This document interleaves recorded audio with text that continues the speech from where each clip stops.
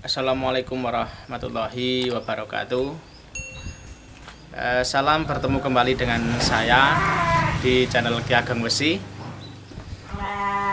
Semoga anda semua tetap sehat, selalu diberi kemudahan oleh Allah Subhanahu wa taala, dilancarkan rezekinya. Oke kawan, untuk kesempatan kali ini saya akan membuat video yaitu cara penataan pisau cacah rumput.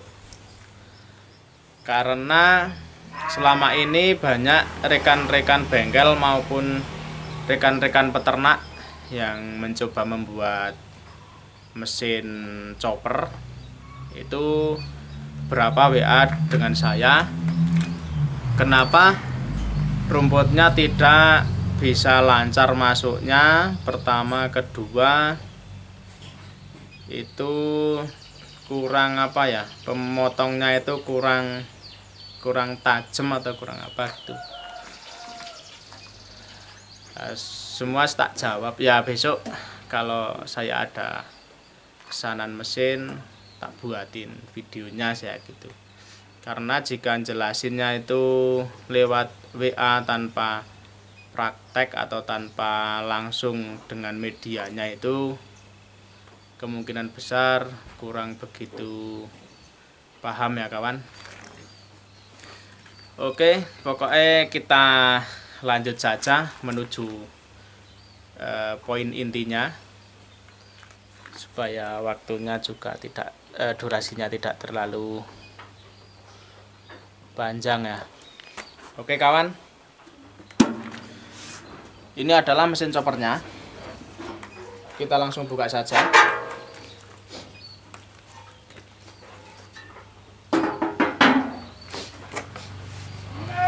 Yang dimaksud adalah ini ya. Sebentar, saya zoom. Oke. Ini.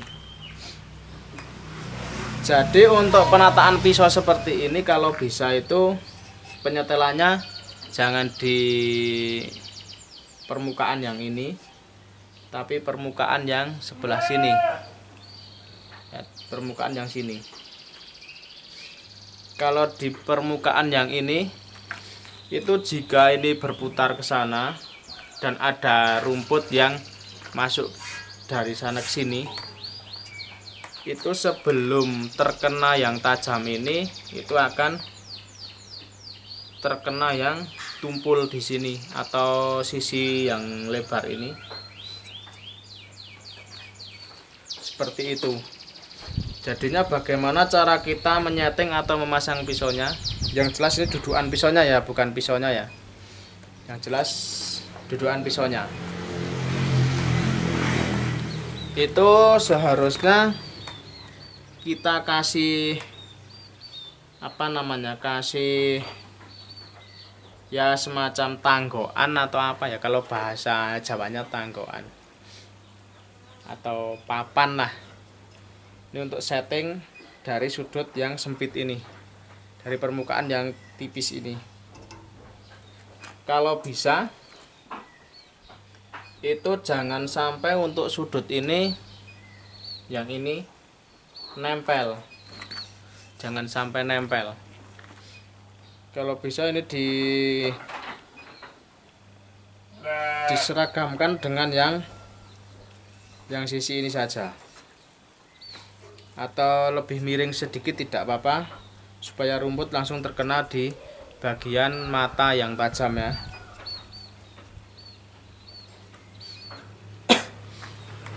Oke, seperti itu. Yang kedua, untuk keseimbangan ini, yang kedua panjang dulu ya. Panjang dari plat ini yang untuk membuat dudukan pisaunya itu harus seimbang. Jangan boleh lebih panjang atau lebih pendek, karena akan mempersulit dari proses pencacahan nantinya. Karena yang bagian ini, jika ada yang terlalu longgar, itu kalau pisaunya sudah kurang tajam, itu sulit terpotong dan di mesin juga akan berat ya kawan. Harusnya kalau memang mepet paling enggak 1-2 mili itu harus rata 1-2 mili semua. Jangan ada yang 3 mili, ada yang 1 mili, ada yang 5 mili. Nah, di situ menjadikan kendala saat proses pemotongan rumputnya. Yang ketiga yaitu beban atau berat atau keseimbangan dari plat-platnya ini.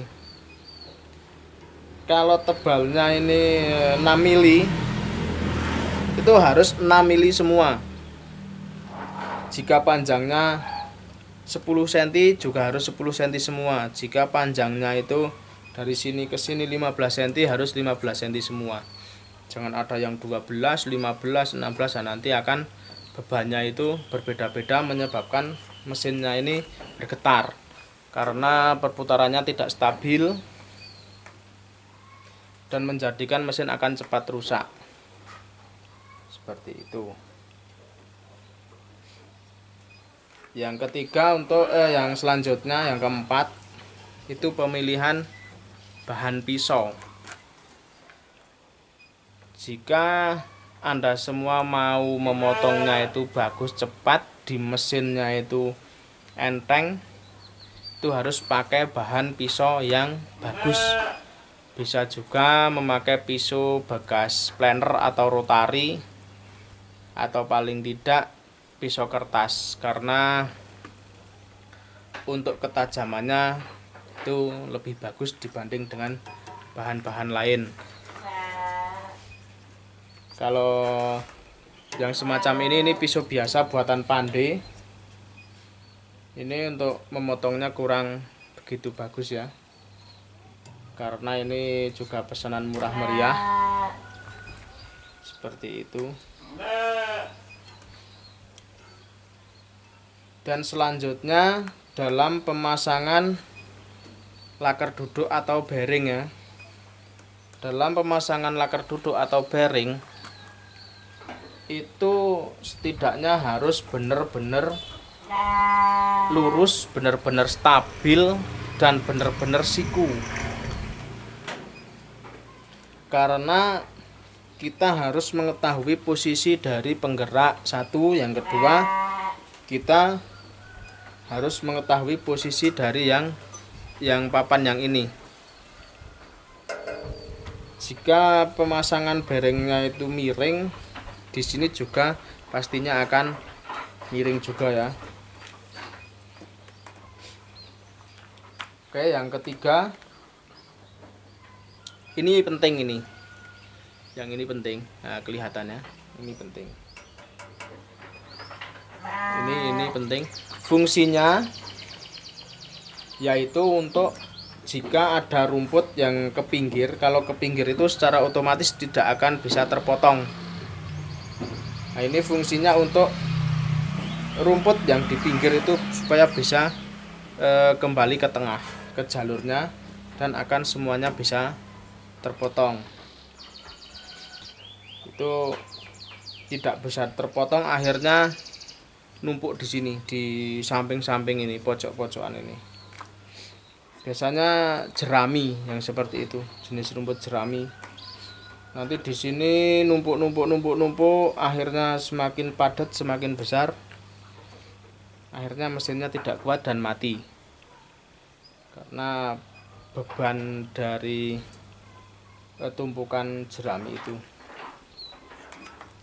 Jika kita membuat chopper, itu sebisa mungkin untuk bearing harus memang benar-benar yang bagus ya. Tidak, istilahnya tidak seret, tidak berat dalam memutarnya. Nah, seperti ini.